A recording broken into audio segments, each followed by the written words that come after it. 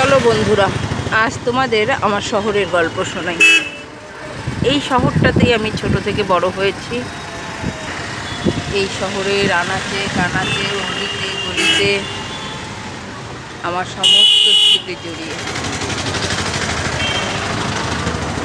এই শহরে একটা বিশেষত্ব আছে, কি বলুন তো?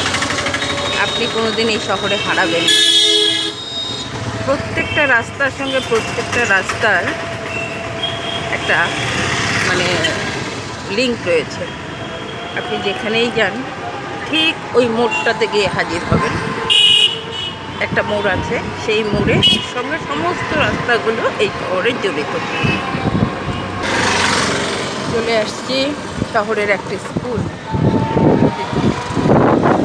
তার পাশ দিয়ে যাচ্ছি।